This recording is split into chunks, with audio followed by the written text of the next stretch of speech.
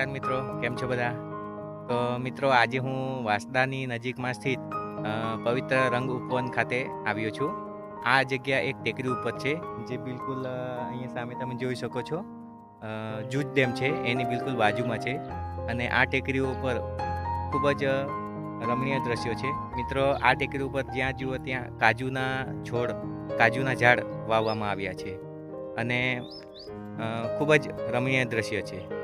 અને અહીંયા આગળ એક મંદિર છે મિત્રો, જે શેનું છે હજી મેં જોયું નથી. અત્યારે આપણે અંદર જઈએ અને તમને હું બતાવું.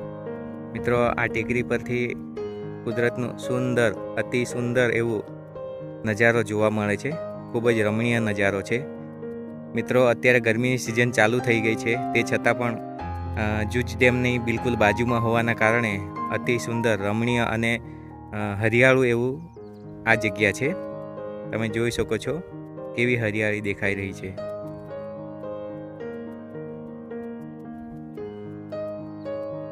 અને મિત્રો, આ સામે દેખાય છે જૂજ ડેમનો પાળો છે, આળબંધ છે, જેની પેલી સાઈડમાં પાણી છે.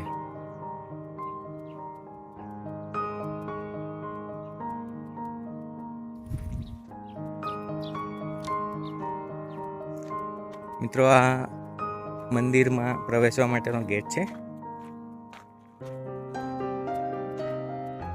આમ સામેની સાઈડમાં એક પાર્કિંગ છે, અને મંદિરની બિલકુલ સામે પણ આ બાજુ ખુલ્લી જગ્યા છે, જ્યાં આગળ આપણે ગાડીઓ પાર્કિંગ કરી શકીએ છીએ. મંદિરની આ સાઈડમાં બેસવા માટે એક ચોતરો બનાવવામાં આવ્યો છે, તેમજ બાળકોના રમવા માટે સાધનો પણ મૂકવામાં આવ્યા છે.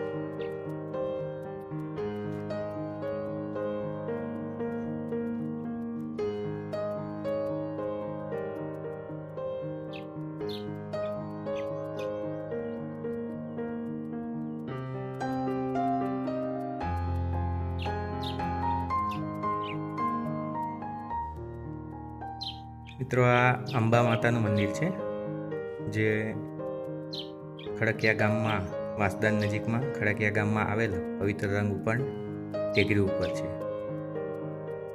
મિત્રો, આ મંદિર અંબા માતાનું છે, અને એની બિલકુલ બાજુમાં એક હનુમાનજીની મૂર્તિ પણ બેસાડવામાં આવી છે.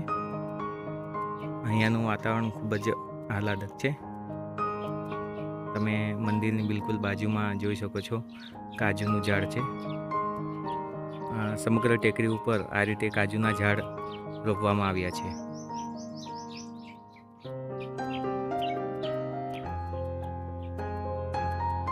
ટેકરીઓ ઉપરથી ખૂબ જ સુંદર નજારો જોવા મળે છે મિત્રો.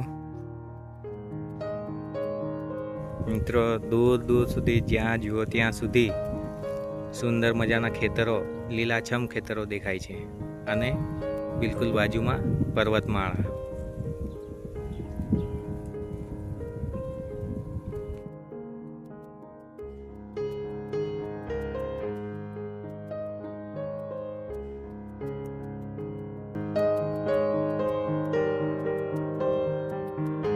મારો આ વિડીયો આપને પસંદ આવ્યો હોય તો મારી ચેનલને લાઈક, શેર અને સબસ્ક્રાઈબ અવશ્ય કરજો. આવજો મિત્રો.